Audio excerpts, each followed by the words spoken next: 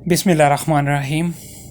तो last video में हमने ये मैग्नेटिक फ़ील्ड फाइंड की थी और हमने बोला था कि हम मैग्नेटिक फ़ील्ड इंटेंसिटी फाइंड करेंगे और फिर इलेक्ट्रिक फ़ील्ड इंटेंसिटी फाइंड करेंगे और फिर दोनों का हम जो है क्रॉस प्रोडक्ट लेंगे और फिर उससे हमारे पास पॉइंटिंग वेक्टर आ जाएगा। तो मैग्नेटिक फ़ील्ड हमारे पास आ गई, इस मैग्नेटिक फ्लक्स डेंसिटी हमारे पास आ गई, इससे अब मैग्नेटिक फ़ील्ड हम इंटेंसिटी हम फाइंड करेंगे। तो मैग्नेटिक फील्ड इंटेंसिटी और मैग्नेटिक फ्लक्स डेंसिटी दोनों के दरमियान में जो रिलेशन है वो हमें पता है कि B equals to mu H phi के इक्वल होता है। तो बी की जगह पे मैंने म्यू एच फाई पुट कर दिया और बाकी सारी एक्सप्रेशन वही है। इसके बाद म्यू दोनों तरफ एक दूसरे से कट जाएगा और हमारे पास ये एक्सप्रेशन आ जाएगी। फिर क्लासिकल इलेक्ट्रोडायनेमिक्स 1 में हमने एक ये इक्वेशन ड्राइव की थी, ये डिस्प्लेसमेंट करंट है और ये बराबर है कर्ल ऑफ एच के। तो ये हमने जो क्लासिकल इलेक्ट्रोडायनेमिक्स 1 में एक इक्वेशन फाइंड की थी। इसमें हमें पता कि जो डी है, जो हमारे पास इलेक्ट्रिक फ्लक्स डेंसिटी है, वो बराबर होती है epsilon time electric field intensity के। तो डी की जगह पे अगर मैं ये पुट कर दूँ, एप्सिलॉन चूँकि कॉन्स्टेंट है, डेरिवेटिव से बाहर आ जाएगा। तो यहाँ से इस एक्सप्रेशन से हम इलेक्ट्रिक फील्ड फाइंड कर सकते हैं। एच को यूज़ करते हुए, एच की वैल्यू हमारे पास मौजूद है तो हम इलेक्ट्रिक फील्ड फाइंड कर सकते हैं।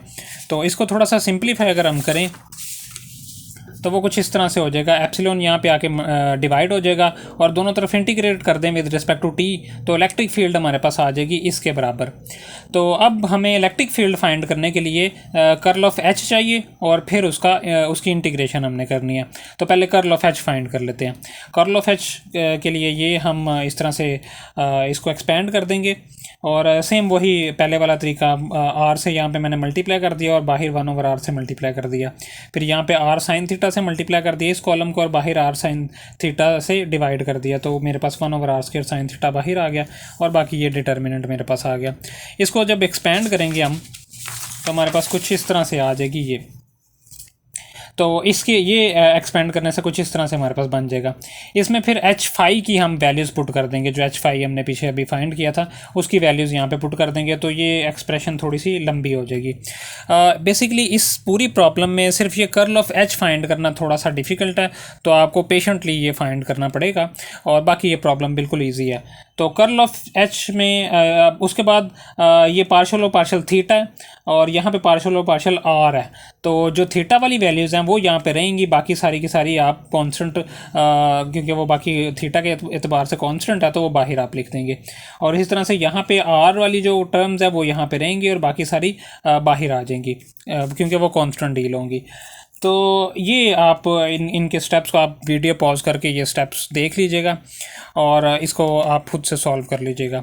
और यहाँ पे एक बात मैं बता दूं कि ये जो टी है हमारे पास, टी प्राइम रिटार्डेड टाइम जो है, ये भी आर का, इसके अंदर भी आर मौजूद है। अगर इसको हम देखें ना तो ये बराबर है टी माइनस R/C, तो इसके अंदर भी आर मौजूद है। तो जब आप डेरिवेटिव लेंगे तो आप इसका भी डेरिवेटिव लेंगे। तो मैंने इसका डेरिवेटिव चूँकि ले लिया, डेरिवेटिव लेने के बाद आपके पास ये एक्सप्रेशन बनेगी और ये कर्ल ऑफ एच आपके पास आ जाएगा डेरिवेटिव लेने के बाद। जो दोनों टर्म्स में से सिमिलर होगा उसको आप बाहर निकाल दें और फिर मैंने रेडियल कंपोनेंट पहले लिख लिया और फिर जो है थीटा वाला कंपोनेंट मैंने बाद में लिख लिया। यहाँ पे थीटा यूनिट वेक्टर भी आएगा साथ में। तो ये मेरे पास कर्ल ऑफ एच आ गया। कर्ल ऑफ एच को इंटीग्रेशन इस जो इक्वेशन में पुट कर देंगे और इसकी इंटीग्रेशन कर लेंगे।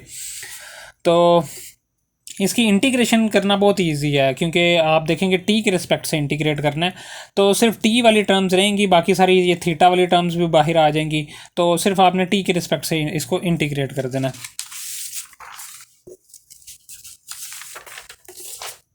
इंटीग्रेट करने के बाद इसको हमने वेक्टर फॉर्म में जो है जो इलेक्ट्रिक फील्ड है इसको भी वेक्टर फॉर्म में लिख लेना। दोनों तरफ कंपोनेंट्स को कंपेयर करेंगे। कंपोनेंट्स को कंपेयर करने से हमारे पास ये तीनों कंपोनेंट्स आ जाएंगे। रेडियल कंपोनेंट आ जाएगा थीटा और फाई वाला कंपोनेंट। फाई वाला कंपोनेंट जीरो होगा क्योंकि इसमें कोई भी फाई वाला कंपोनेंट नहीं है यहाँ पे राइट हैंड साइड पे।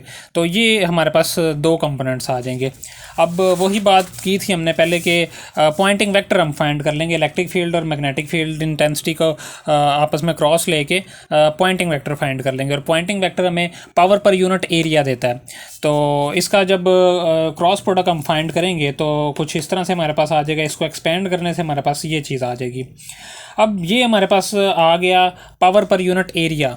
लेकिन अगर हमने पावर फाइंड करनी है तो अगर मैं इसको एस को डी ए से स्मॉल एरिया से मल्टीप्लाई कर दूं तो मेरे पास उस स्मॉल एरिया की पावर आ जाएगी। और अगर मैंने पूरी सरफेस के लिए पावर फाइंड करनी है तो मुझे क्या करना पड़ेगा, उसको इंटीग्रेट करना पड़ेगा। तो इस एक्सप्रेशन से हमारे पास पावर आ जाएगी।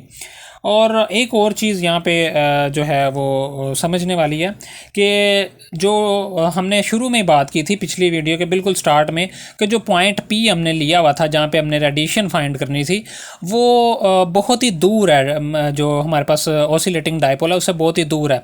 तो इस दूर होने की वजह से उस डायपोल के गिर्द एक सिलेंड्रिकल एक स्फेरिकल सिमेट्री होगी।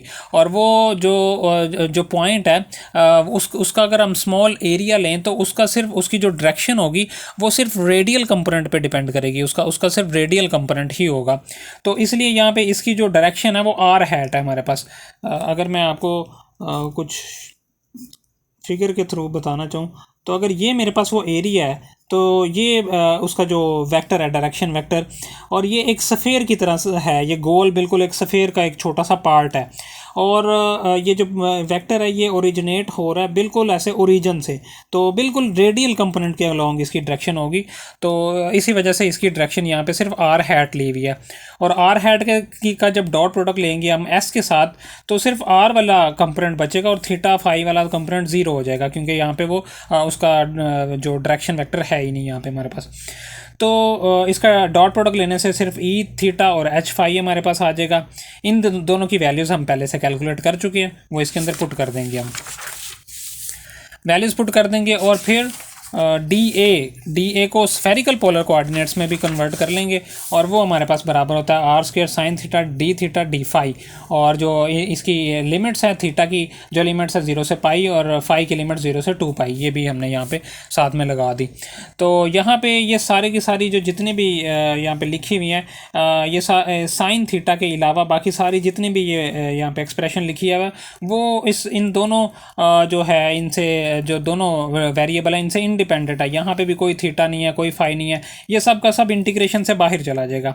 सिर्फ ये साइन थीटा ये बचेगा और ये जो साइन थीटा स्क्वायर हमारे पास है ये मल्टीप्लाई होकर साइन क्यूब बन जाएगा। तो सिर्फ ये इंटीग्रेशन में रहने वाला है, बाकी सारा इंटीग्रेशन से बाहर चला जाएगा। सॉरी, ये यहाँ पे है साइन क्यूब और डी फाई की इंटीग्रेशन। तो इनकी इंटीग्रेशन बिल्कुल सिंपल है। ये इंटीग्रेशन जब आप करेंगे तो आपके पास ये एक्सप्रेशन आ जाएगी। तो ये हमारे पास पावर आ गई जो हम उसी ऑसिलेटिंग डायपोल की वजह से जो उस पॉइंट पी पे जो पावर आ रही थी ये वो पावर है। और अगर इसकी एवरेज पावर लेना चाहूँ मैं तो आर को मैं अप्रोच करवा दूंगा इन्फिनिटी पे। तो अगर आर को मैं अप्रोच करवाऊँ इन्फिनिटी पे तो ये आप देखेंगे ये सारी ये तीनों टर्म्स जो है ज़ीरो हो जाएंगी और ये सिर्फ एक ये वाली टर्म बचेगी हमारे पास। तो उसको और एवरेज साइन स्क्वायर ओमेगा की भी एवरेज हमें दोनों तरफ जब एवरेज लेंगे तो इसकी भी हमें एवरेज लेनी पड़ेगी। तो साइन स्क्वायर ओमेगा टी की साइन की जो साइन स्क्वायर की एवरेज है वो 1/2 होती है, तो इसकी जगह 1/2 आ जाएगा और ये आपके पास जो एवरेज पावर का आंसर आ जाएगा। और ये बेसिक हमारा जो इंटरेस्ट था फाइंड करने का, तो हम फाइंड करना चाह रहे थे, हमने पावर फाइंड करनी थी उस पॉइंट पी पे जो ऑसिलेटिंग डायपोल की वजह से। तो ये प्रॉब्लम हमारा कंप्लीट हो गया। इंशाल्लाह इसकी नेक्स्ट वीडियो में हम रेजिस्टेंस फाइंड करेंगे।